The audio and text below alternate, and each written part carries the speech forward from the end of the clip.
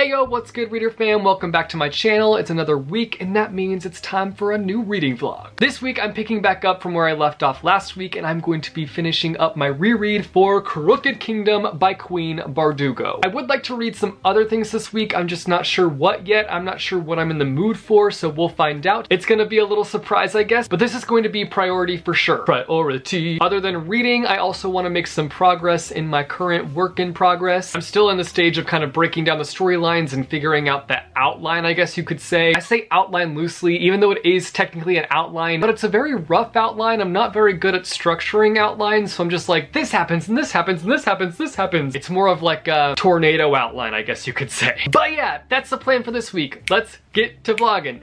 Book mail time! I got a box full of books. This box is bigger than my head. It's huge! This portion of the video is sponsored by HMH Teen, and we are partnering on a giveaway, so all the books that I have in this box are gonna be given away. Find out after the unboxing how you can win all these books. But for now, let's get to opening the box and finding out what's inside. Let's see all the bookish goodies we've got. I'm rubbing this like it's a crystal ball and it's gonna show me my future or something. It appears my future is full of books, as if we didn't already know that. I'm gonna use my keys to open this because I couldn't find McDagger today. I have no idea where I put him.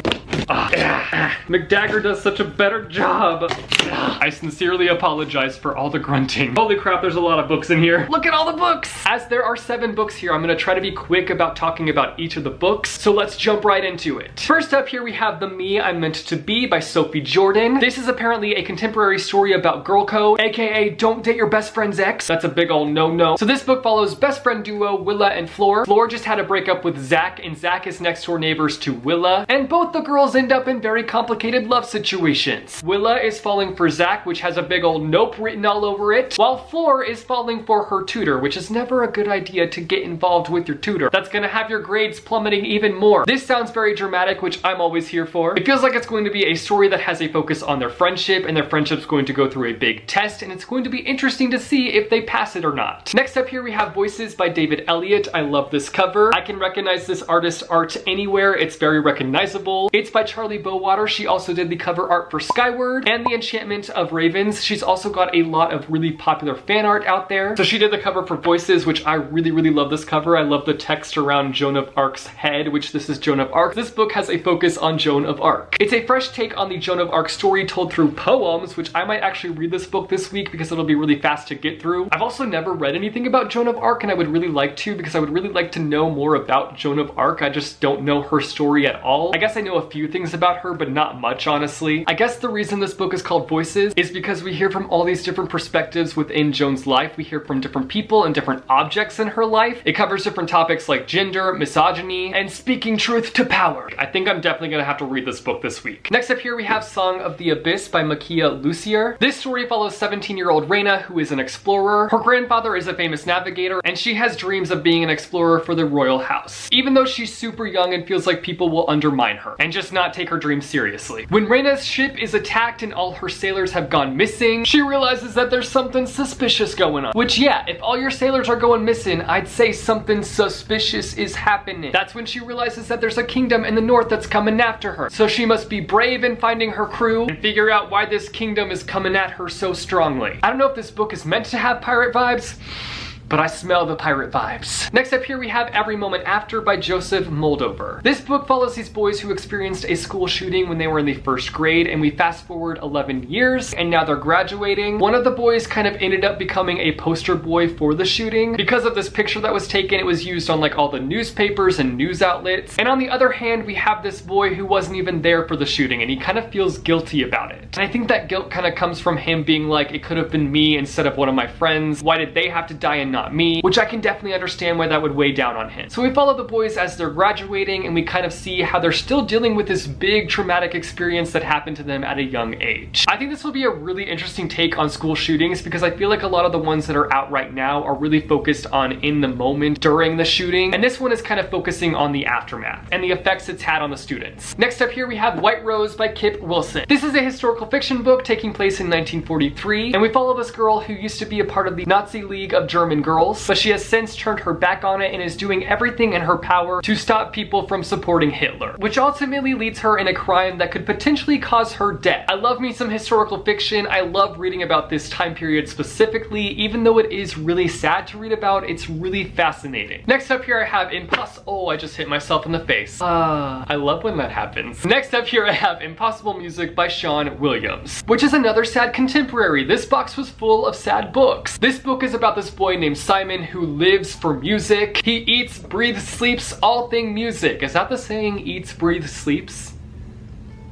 He lives for music, okay? But one day he has a stroke and loses his ability to hear. He refuses to accept his current situation until he meets this girl named G, and she kind of helps open up this new path in his life and leads him to understanding. It also leads him on the quest of creating a completely new form of music. I'm super interested in reading this one because while it sounds sad, it also kind of has a hopeful tone to it, and I really want to learn what this kind of new form of music is that he has up his sleeve. Lastly, we have Bloodleaf by Crystal Smith, which I've been hearing a lot of great things about this book. We follow Princess Arella, which I have no idea if I'm pronouncing that correctly, but she is the heir that nobody wants. After she's almost assassinated, she's like, maybe I should flee my land. People are trying to kill me, this is not okay. So she goes to this new land and disguises herself as a commoner. In this new land, she experiences freedom from her crown, and she also gets to perfect her blood magic ability. And she also begins to fall for this guy, even though she knows that it won't be able to work out in the end. Which, if you know it's not gonna work out, why get in the relationship? Eventually the truth kind of catches up to her and she must decide between her two lives. Does she want the old life or does she want the new life? So those are all the books that HMH Teen sent me. Again, like I said, we are giving away these books. All you have to do is go over to Instagram, follow HMH Teen, then find this post, comment on that post saying @JesseTheReader sent me, and voila, you have been entered into the giveaway. HMH Teen completely takes care of the giveaway, so you'll have to follow their account closely to find out who won the giveaway. I will also leave Goodreads links down below to all these books in case you're interested in any of them. I think today my plan is to finish Crooked Kingdom. I only have like 150 pages left to read, which I haven't really been updating you guys, so my bad. I have been really enjoying this reread. It's nice to be back in a world that I full on love with all of my heart and to be reunited with all these characters that are just the best, but I still don't know if I like Crooked Kingdom as much as I like Six of Crows. And Crooked Kingdom is a good book, like don't get me wrong, this is quality, but I just don't know if I love this book as much as I love the first book, which I feel like is potentially an unpopular opinion. I don't know, I'm not sure. If you've read this duology, do you prefer Crooked Kingdom or do you prefer Six of Crows? Anyway, my plans for today is to devour the rest of this book, so let's get to eating up. We eating good today.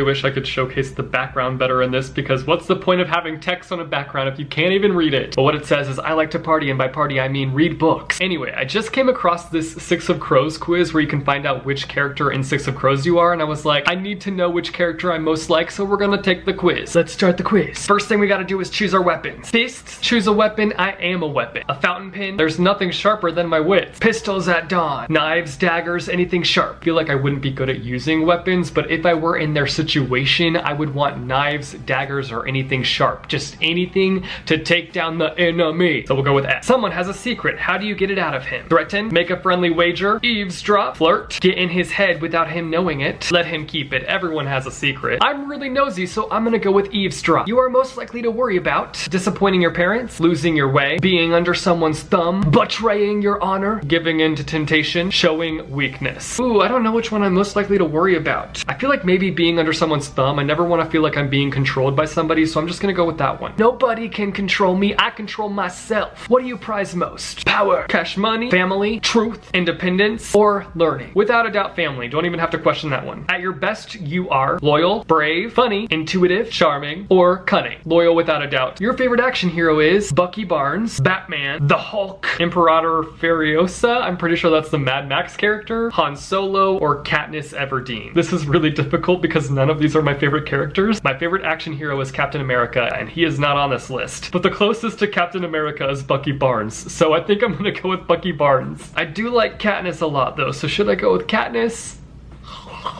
Apparently this is my thinking face. I'm just gonna go with Bucky Barnes. If you could wake up tomorrow with an amazing talent, you would be able to brawl like a UFC champ, play a musical instrument, shoot with perfect aim, pick any lock, leap and tumble like a Cirque du Soleil performer, learn any language and speak it native. I think I would for sure go with that one. I would love to be able to speak all these different languages without actually having to go through the process of learning the languages, because learning languages is so hard. I'm currently working on learning Japanese right now and it's so difficult. In high stress situations, you remain calm. I wish. Eat. Thrive. Come up with a new plan. Shake it off and refocus. Or freak out. This is complicated for me because it's a mixture of freak out and thrive, which I know sounds really weird, but I will freak out about being stressed, but then I will also thrive and work really hard through the stress. I think I'm gonna go with thrive.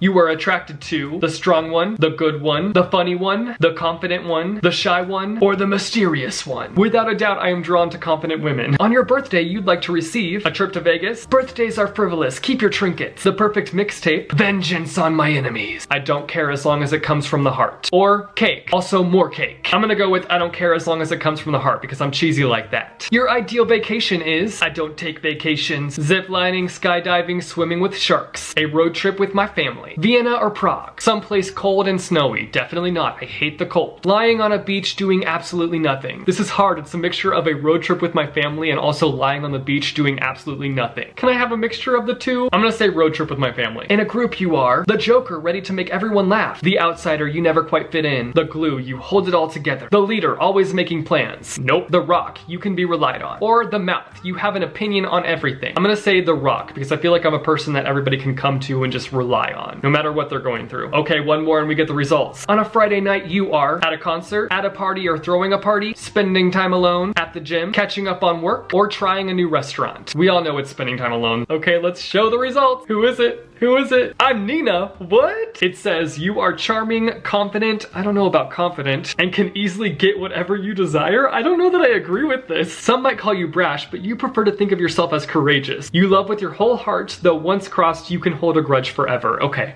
I do agree with that last line, because like I said, I'm really loyal, but once you do me wrong, chip chip, chop chop. All right, I guess I'm most like Nina. You guys should take this quiz. I'll leave a link to it down below in the description, and let me know who you got as your character. I'm very curious. I'm running out of interesting places to film in front of, so I'm just chilling in the floor. I have a writing update for you guys. I just finished mapping out one of my older characters' perspectives, which means that I only have 2 more characters where I have to kind of break down their story and figure out how all these stories are going to come together and kind of interlock, which is exciting. My one concern with the character that I kind of outlined their story this week is the fact that they're older, they're like mid-30s, and I'm afraid that having his perspective in the story makes the story not YA anymore, because I've heard stories of authors having perspectives of older characters and them having to completely write them out or change their age in order to make the book YA. And the thing is, my main characters are 17 and 18, and they are the main characters of the story, like they're carrying the story, but the 2 older characters and their perspectives are pretty important to the story. So I'm kind of nervous that if I were to ever publish this book, those 2 characters would have to be either written out or completely changed, and I don't want to do that. But at this point, I'm not going to let that worry me, or at least I'm going to try not to let that worry me. So yeah, that's my update. How are you guys doing in the writing department? Let me know in the comments down below if you are writing. If you're not, that's fine.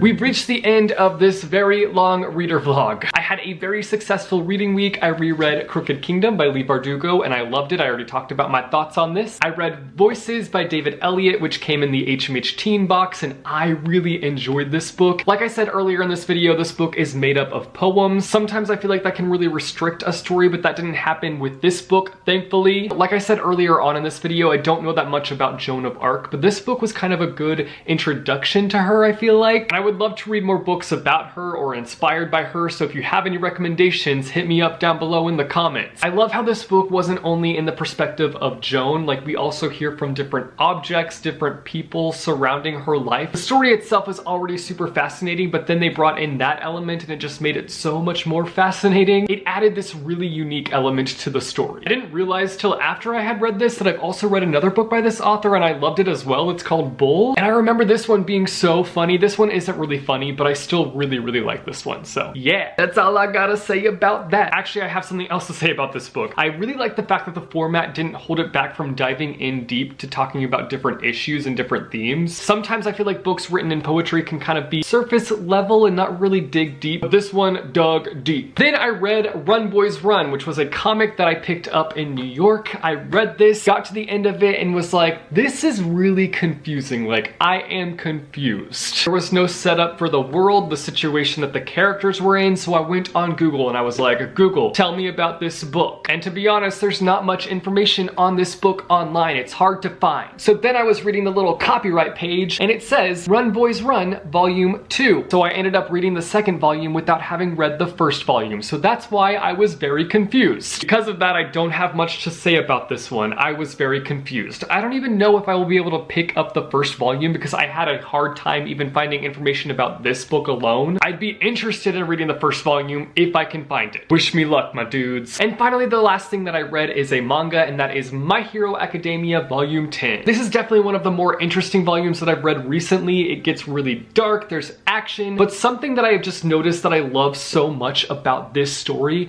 is just how far the characters go for each other. Like, they just love each other. I mean, they don't all love each other. There are characters that love each other and despise each other, but even still, they go to great lengths for each other and protecting each other and rescuing each other, and I just loved this volume. It was a great showcase in friendship and loyalty, and I really enjoyed it. So that's what I read this week. I had a pretty good reading week. You guys should let me know down below in the comments if you have read any of these books and what your thoughts are on them, and if not, let me know down below in the comments a book that you've read recently. Also, don't forget to go and enter in the HMH Teen giveaway. More information down below in the description. If you like this video, be sure to go and hit the like button. If you want to see more bookish content from me, be sure to go and hit subscribe or go and hit the bell icon and you'll be notified every time I post new videos. As always, thanks for watching, guys. I hope your day is bright and that tomorrow is brighter. Keep reading what your heart desires, and I will see you soon with a new video. Bye!